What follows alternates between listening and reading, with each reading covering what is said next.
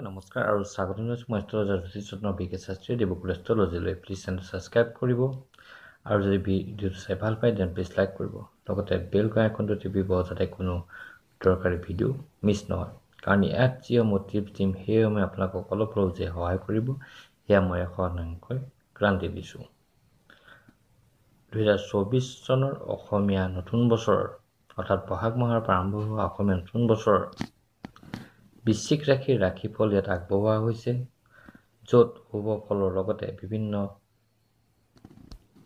দিশ তথা শুভ ৰং শুভ সংখ্যা শুভ বাৰ শুভ গ্ৰহ শুভ তিথি আদিসমূহ ভিডিঅ'টোৰ শেষত উল্লেখ কৰা হৈছে লগতে বৰ্ষচক্ৰৰ গণনাৰ ফলাফলো উল্লেখ কৰা হৈছে আৰু এই বৰ্ষটোৰ বাবে বৃশ্চিক ৰাশিৰ জাতক জাতিকাসকলৰ আয় ব্যয়ৰ স্থিতিও দিয়া হৈছে গতিকে ভিডিঅ'টো স্কিপ নকৰাকৈ চাই থাকিব যাতে কোনো দৰকাৰী ভিডিঅ' অৰ্থাৎ কোনো দৰকাৰী কথা থাকি নাযায় এইকেইটা কথা কওঁ যে জন্মৰাশিত যি ঘৰত চন্দ্ৰ বহি আছে সেয়া আমাৰ ৰাশি আৰু যিসকল জাতক জাতিকাৰ জন্ম কুণ্ডলী নাই তেখেতসকলে নাম ৰাশিৰ ওপৰত নিৰ্ভৰ কৰি ৰাশি বিচাৰ কৰিব আৰু এই বিশ্লেষণসমূহ গোচৰৰ ওপৰত ভিত্তি কৰি কৰা হৈছে ইয়াত সমূহীয়াভাৱে কৰা হৈছে গতিকে জাতক জাতিকা ভেদে ভিন্ন ফল লাভ কৰিব এতিয়া হওঁ বৃশ্চিক ৰাশিৰ অসমীয়া নতুন বছৰৰ ৰাশিফললৈ বৃশ্চিক ৰাশি হ'ল ৰাশি চক্ৰৰ অষ্টম ৰাশি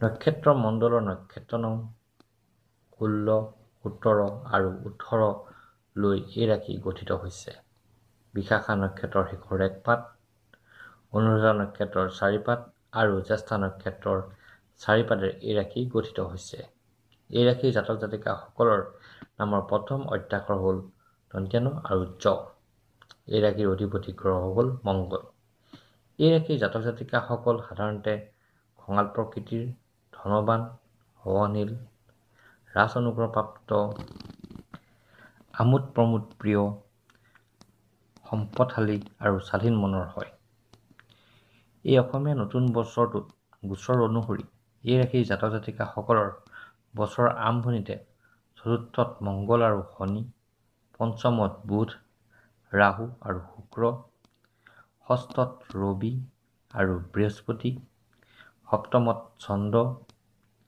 আৰু একাদশত কেতুৱে অৱস্থান কৰি এই ৰাশিৰ জাতক জাতিকাসকলৰ এই বছৰটোৰ বাবে শুভাশুভ ফলসমূহ নিৰ্ধাৰণ কৰিছে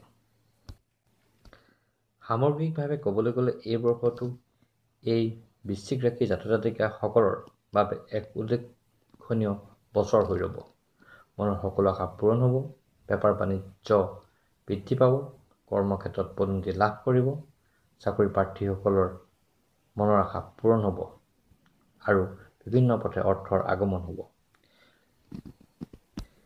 এই বছৰটোত বহুতো শুভ সংবাদে আপোনাৰ বাবে ৰৈ আছে যি আপোনাক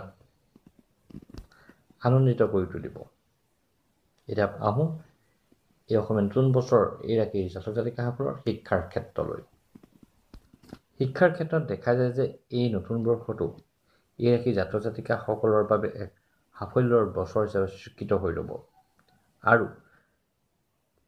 সাফল্যৰ উচ্চ শিখৰত উপনীত হ'ব পাৰিব এই ৰাশিৰ জাতক জাতিকাসকলে শিক্ষাৰ ক্ষেত্ৰত প্ৰতিযোগিতামূলক পৰীক্ষাত ভাল ফল দেখুৱাবলৈ সক্ষম হ'ব বছৰৰ মধ্যভাগৰ পাছত কিছু পৰিৱৰ্তনৰ যোগো দেখা যায় শিক্ষাৰ ক্ষেত্ৰত বছৰ শেষলৈ শিক্ষাৰ্থীসকলে মনে ভবা ধৰণে ফল পাবলৈ সক্ষম হ'ব শিক্ষাৰ্থীসকলৰ মনৰ আশা পূৰণ হ'ব কিছুৱে বিদেশ যাত্ৰা কৰিবলৈ সুযোগ পাব এই সময়ছোৱাত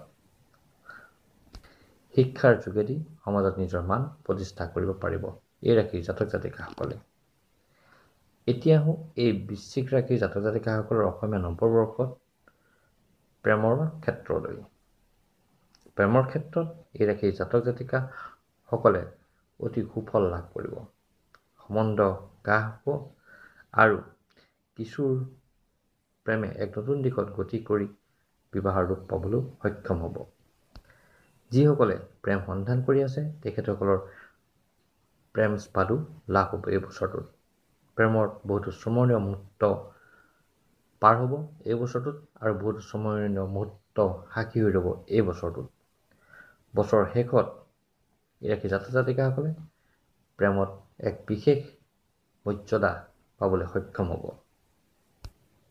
আৰু দেখা যায় যে প্ৰেম স্বাদৰ লগত কোনো ঘূৰ্ণীবতীয়া ভ্ৰমণৰ যোগো আছে।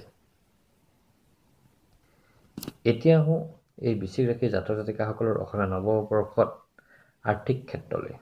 আৰ্থিক ক্ষেত্ৰত শুভ মিশ্ৰিত ফল লাভ কৰিব আৰু বেপাৰ বাণিজ্যও প্ৰসাৰ ঘটাবলৈ সক্ষম হ'ব। এই বৰ্ষটো যথেষ্ট টকা পইচা অৰ্জন কৰিবলৈ সক্ষম হ'ব যদিও খৰচৰ মাত্ৰা বৃদ্ধি পোৱা দেখা যায়। গতিকে বিত্তীয় দিশত সকলো কাম কাজ ভাবি চিন্তি কৰিলে সুফল লাভ কৰিব। আৰু বিনিয়োগৰ ক্ষেত্ৰতো আপুনি যদি বিনিয়োগ কৰে কোনো সুপৰামৰ্শদাতাৰ পৰামৰ্শ লওক, বিনিয়োগ কৰিলে সুফল লাভ কৰিব। ভাগ্যৰ বলত কোনো সম্পত্তি অৰ্জন কৰিবলৈও সুযোগ পাব। কিছু নতুন পথৰ সন্ধান পাব, যাৰ যোগেদি আপোনালৈ অজস্ৰ ধনৰ আগমন হ'ব। ধন বিনিয়োগ কৰোঁতে কিছু সাৱধানতা অৱলম্বন কৰিব আৰু পৰাপক্ষত কাকো ধাৰলৈ নিদিব। তেনে কৰিলে সেই টকা ঘূৰাই পোৱাৰ আশা ক্ষীণ দেখা যায়। মুঠতে ক'ব গ'লে এই বছৰটোত ধনৰ ক্ষেত্ৰত আপুনি আৰ্থিকভাৱে টনকিয়াল হ'ব। এতিয়া আহোঁ এই বৃশ্চিক ৰাশিৰ জাতক জাতিকাসকলৰ কেৰিয়াৰৰ ক্ষেত্ৰলৈ। কেৰিয়াৰৰ ক্ষেত্ৰত এই বছৰটোত অতি সুফল লাভ কৰিব। এটা সাফল্যৰ বছৰ হিচাপে প্ৰতিষ্ঠিত হৈ ৰ'ব।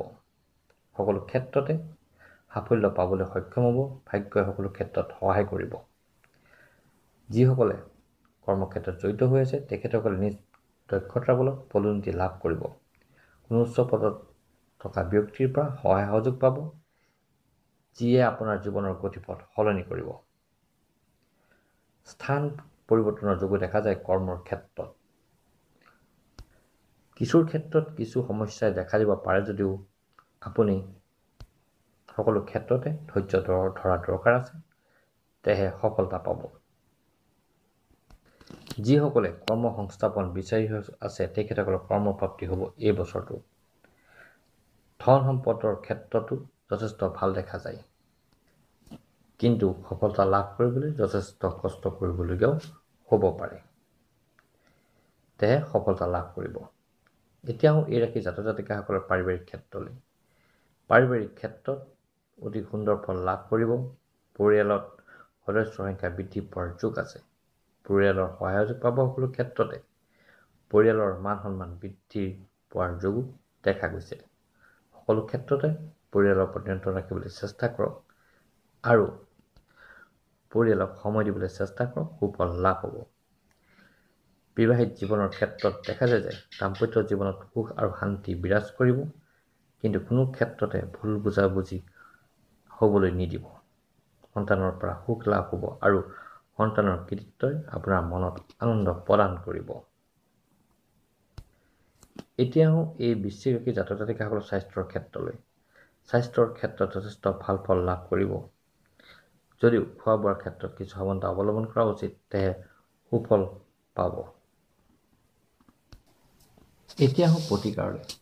শুভ ফল বৃদ্ধিৰ বাবে আৰু অশুভ ফলসমূহ নাশ কৰিবলৈ তল দিয়া প্ৰতিকাৰসমূহৰ যিকোনো এটা কৰিলে সুফল লাভ কৰিব আৰু থকা বাধাসমূহ দূৰ হ'ব। 1. প্ৰত্যেক মঙলবাৰে যদি হনুমান চালিচা পাঠ কৰে তেন্তে থকা অশুভ প্ৰভাৱসমূহ দূৰ হ'ব। 2. প্ৰত্যেক বৃহস্পতিবাৰে যদি গোমাতাক সেৱা কৰে তেন্তে থকা বাধাসমূহ দূৰ হ'ব। 3.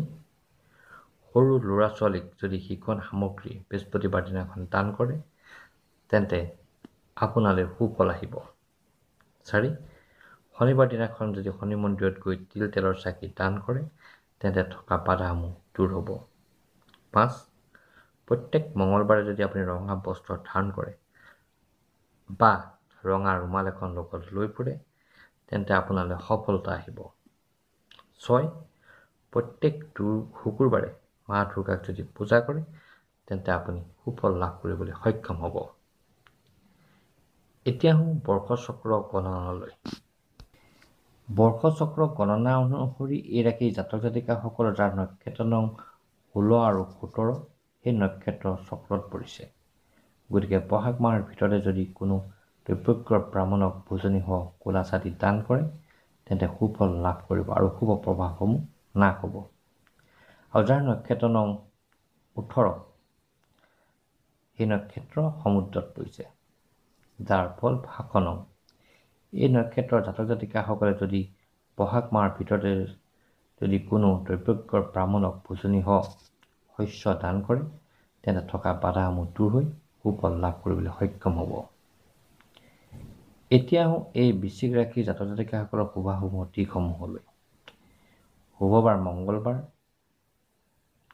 শুভ ধাতু হ'ল তাম, শুভ গ্ৰহ হ'ল মংগল, শুভ দিশ হ'ল উত্তৰ, শুভ ৰং হ'ল গুলপীয়া, শুভ সংখ্যা হ'ল 3। এই বছৰটোৰ বাবে এই ৰাশিৰ জাতক জাতিকাসকলৰ আয় ব্যয় স্থিতি। আয় 8 গুণ, ব্যয় 1 গুণ। ধৰ্ম 7, অধৰ্ম 7, সুখ 7, দুখ 7, ধৈৰ্য 2, অধৈৰ্য 4, নিদ্ৰা 3, জাগ্ৰত 6, সুশীল 5, কুৰূপ 7। সকলো নৱগ্ৰহে আপোনাৰ জীৱন মংগলময় কৰক, তাৰে কামনাৰে ভিডিঅ'টো ইয়াতে সামৰিছোঁ আৰু সকলোকে আগন্তুক ৰঙালী বিহুৰ শুভেচ্ছা জ্ঞাপন কৰিছোঁ। ধন্যবাদ।